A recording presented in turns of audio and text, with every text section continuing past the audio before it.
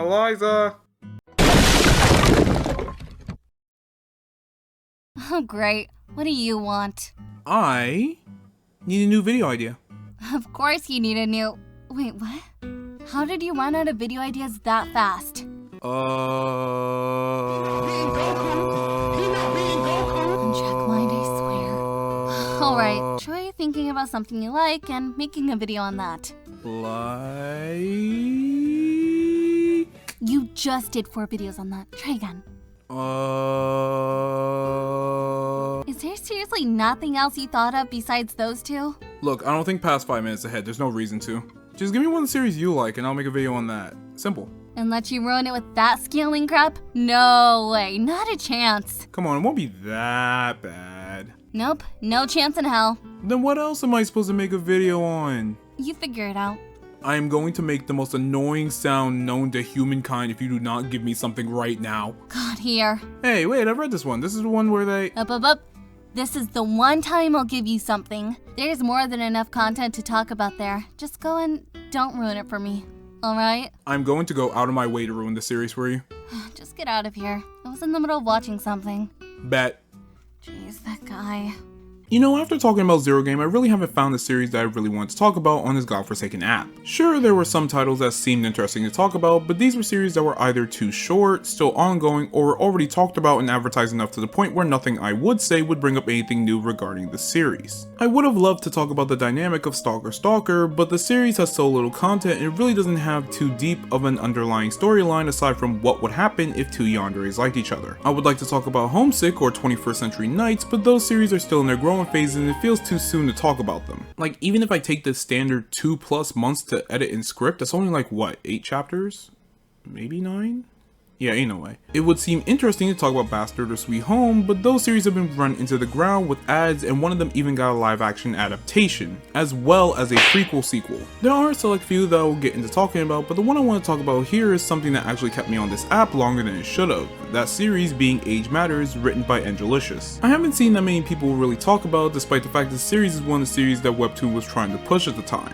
However, apparently this was completely overshadowed by a different series that Webtoon was also trying to push, so I sort of understand why this series was tossed into the void of space, never to be seen again. But the series had just completed all the side stories, so I really wanted to get into it. And by get into, I mean that just like the Zero Game video, I'm just gonna gush about this over the next however many minutes. So that being said, I suggest you actually give it a read before watching this, as there will be spoilers, and let's just get into it.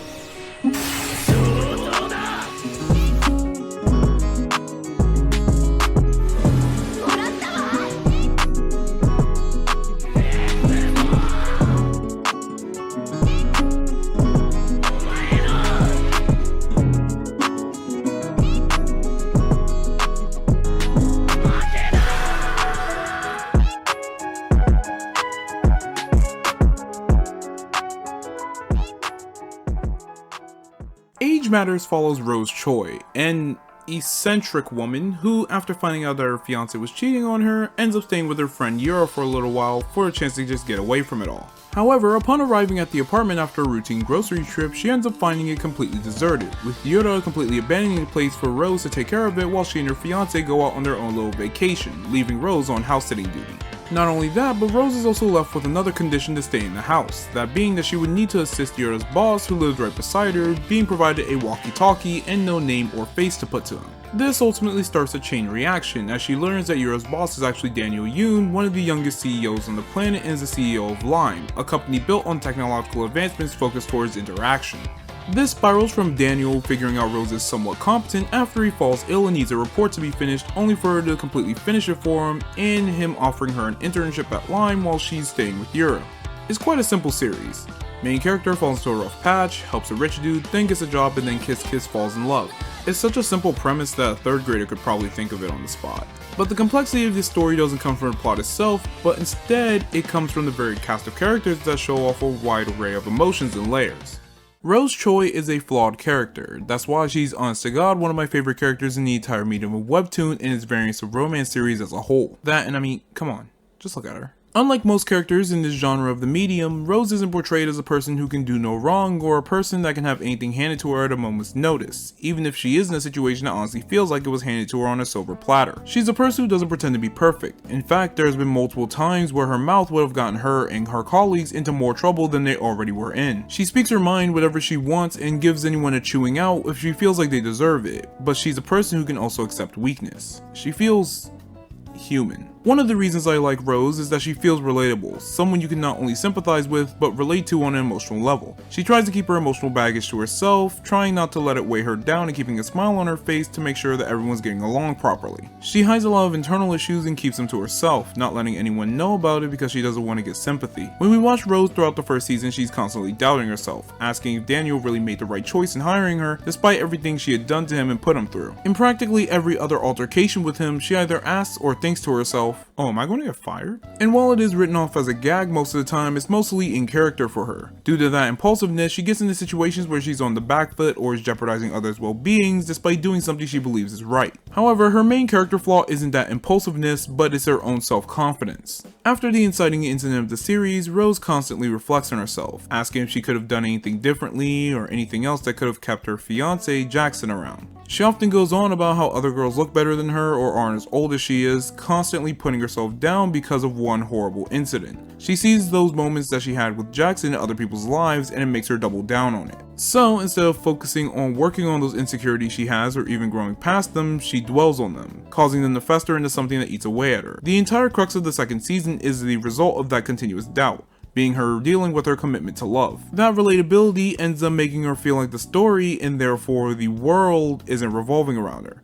That goes to the main love interest of the series, Daniel. Daniel is an established businessman with one of the largest communication companies on the planet, so the story obviously tries to portray him as someone of high importance compared to Rose. While Rose is our protagonist and rising star, Daniel is our current precipice, the one we should be looking up to as our main character. Whenever we see Daniel, most of his exploits involve him actually doing something or being in thought of how to make Lime a better company. They don't really go too in depth with his internal struggles until the second season where he ends up confessing to Rose. We hear hints about his backstory, about his previous secretary, and get some hints from characters, but we're only able to assume until the second season. After this confession, we don't see him as a cool, collected businessman who's only focused for the bag. We see him as some lovesick doo-doo head. And I feel like that was on purpose. At this point, Rose is no longer the protagonist. That role had been flipped over to Daniel, the man who our series' world would actually revolve around. Then, where does that leave Rose? Rose now becomes not only the object of affection, but also a barrier of immeasurable force. She now becomes the conflict. Rose being a flawed character is what makes this story such a good read.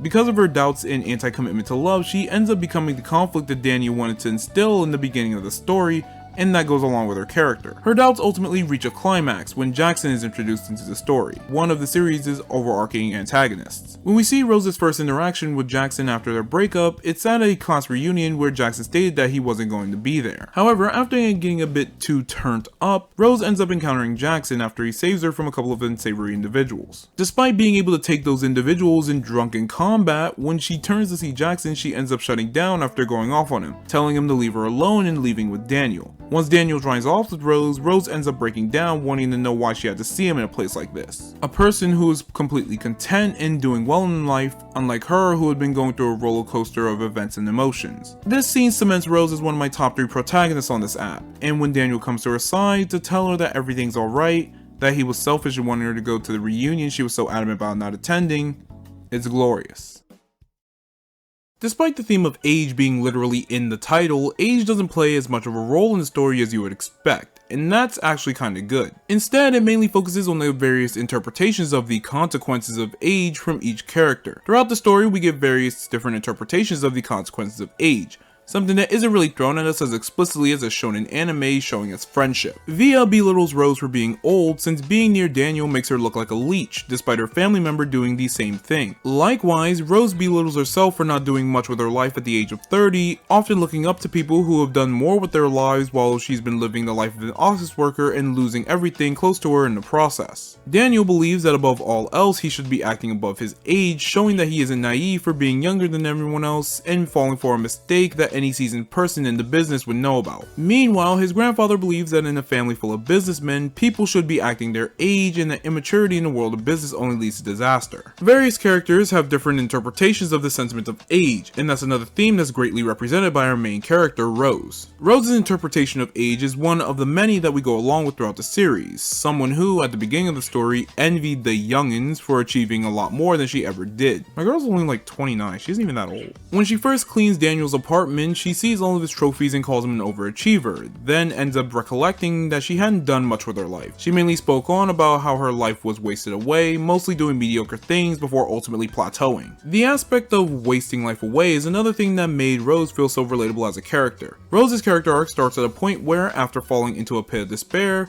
she tries to stay positive with everything she had achieved, but once reality sets in, she realized that the life she lived seemed minuscule compared to everyone else's around her. Yura is working for a boss who bought her a brand new apartment to work for him, her boss being Daniel Yoon, one of the youngest CEOs of recent years, not to mention all the influential people around Daniel like Via, Dylan, Ruby, and even the GOAT himself, Palm. Everyone else had done so much more and seemed to live more interesting lives, so seeing Rose go from screaming and running down a room wiping down every service to being Daniel's assistant showed that her life wasn't just something that led up to nothing. At the start of the series, when Daniel gets sick and is unable to finish a report, Rose shows her worth by completely finishing up the report just in time for Daniel not to get Ooga Chaka by his boss. And she tries to cheer him up by giving him an important life lesson to enjoy his youth and not to overwork himself, since he won't stay the same way he is forever. Daniel takes this to heart, ultimately allowing Rose to finish the report for him while he rests. Because of this aspect of agent stagnation, the story ends up taking multiple different angles with the way not only our main character is seen,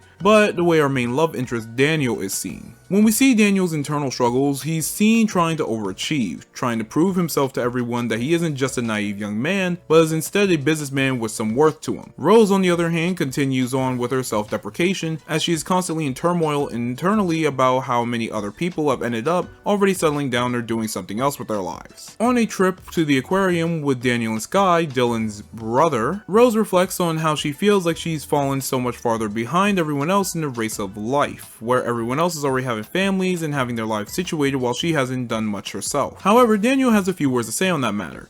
Age shouldn't matter when it comes to where you are not in life. Daniel's advice here is supposed to provide an important lesson to Rose, much like how Rose's advice provided an important lesson to Daniel. While Daniel was focused too hard on keeping up with expectations due to his age and perceived naivety, Rose was focused too hard on herself not making those expectations that come with age. Daniel's advice is just Rose's original message, just twisted around a little, to just live life before you lose it. The only difference is that his advice adds on that age ultimately means nothing, unlike Rose, who was focused on living life without consequence. The dynamics of these two end up weaving the topic of age throughout the series, even if it gets less and less explicitly stated the longer you go on with the story.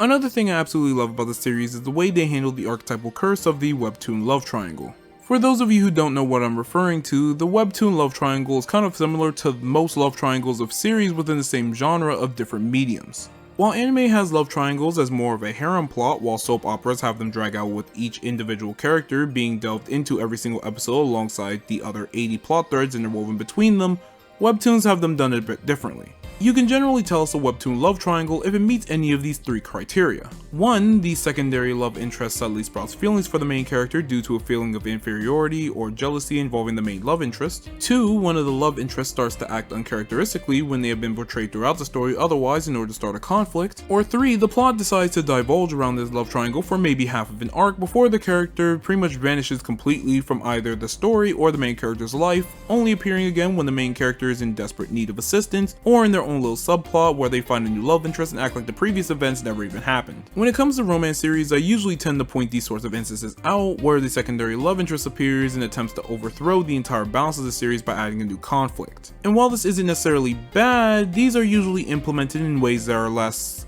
kosher than others would initially think. And while I could go over that here, I'm just going to save that for an entirely different webtoon video since we're only going over this series. But when it comes to age matters, this happens a bit differently. Dylan Chen, one of the main models for a fashion company, is portrayed as the secondary love interest in the series. While we do have multiple people in the series that could be considered the third wheel, no one comes close to Dylan. He's constantly shown to be an affectionate person, going so far as to call Rose Rosie and even acting immature multiple times around her, just being himself. However, we only really see him as the defined third point to the love triangle when in the second season things have stagnated.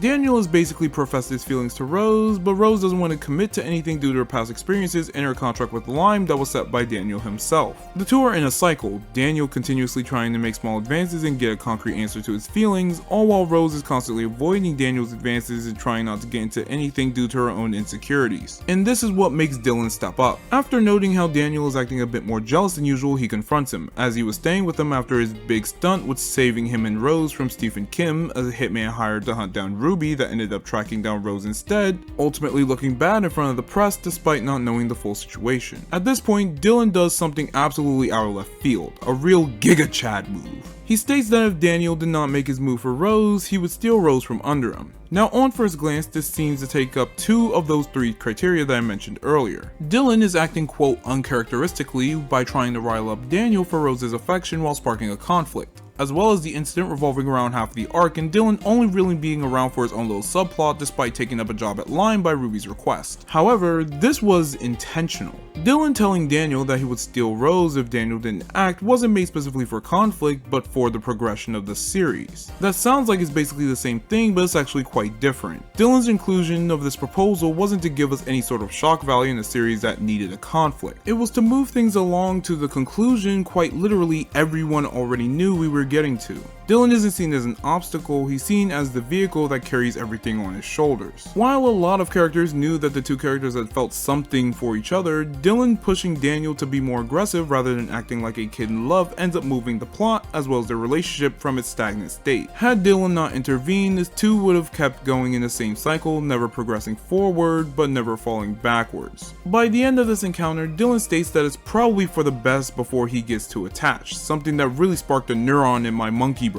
This was probably the most clear-cut reason as to what makes this triangle the greatest on this app. Dylan's acceptance to these terms feels really bittersweet, as Dylan had always been really friendly with Rose, and you could tell that she was someone that he really had fun with and relied on. So Dylan not having a big moment with Rose where he gets shot down or having a death match with Daniel over her, but instead having a moment where he makes a decision himself to disconnect and play matchmaker is chef's kiss. When we do see Dylan again, he does eventually get his rejection moment. Something I can understand would be here despite him actively trying to disconnect, but the rejection we get is nothing like what we would expect. It's nothing big or extravagant that could turn a story on its head. It's just a small little half of a chapter of him trying to figure out exactly what Rose is to him. As we had seen before, Dylan had always been affectionate towards Rose, but everything was just playful up till now. So when Dylan asks Rose if she wants to go out, Rose just laughs it off as a joke and tells him that there's already someone he likes, something we knew from the very beginning in the first few times that we met him. At this point, Dylan confirms what he was originally trying to figure out. He wasn't worried about liking Rose romantically, he just didn't want to lose someone like her,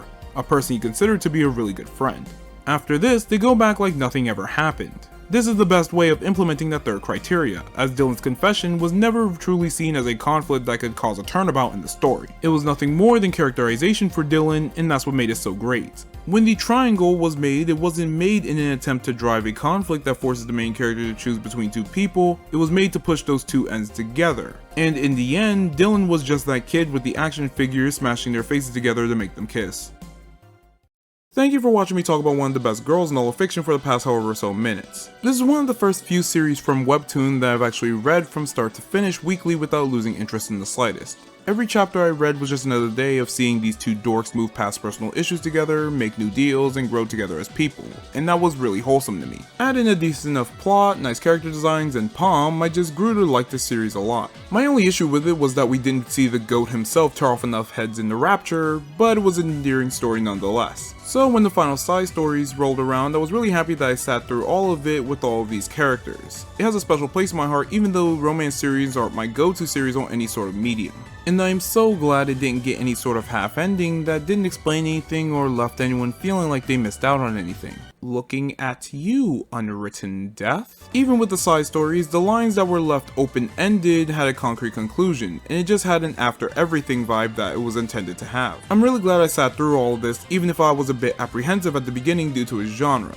But everyone knows that if you love a character, you'll sit through a story no matter how bad or long it may be. I don't expect anyone to actually like the series I talk about, but I'm pretty sure that everyone knows how it feels to just talk about something they like for hours on end and having someone sit through it all knowing nothing about it despite them being so passionate about the subject. That and this video took longer to make than initially expected, mainly because I like to reread over all the material for a series just to make sure I have everything right and that I'm not misinterpreting anything for someone to bully me over. Also, editing for webtoons specifically makes it hard because they aren't formatted to a fixed page like comics or manga are. So getting specific scenes is always very fun when you have no real border to remove. I'll be making more videos about webtoons eventually, like the ones mentioned in the intro, but only once they've either reached a significant amount of material to go over, at least on my end. I don't just want to make an entire discussion about something just to have it all debunked within a single chapter, or when I go to reread it, think something is really cool and then have to talk about it for another, I don't know, 10-20 minutes? Anyways, be sure to like and subscribe, or dislike it if you really hate how I'm talking about your favorite medium of art, and write a nasty comment down below telling me how I'm wrong for liking this series, and ciao.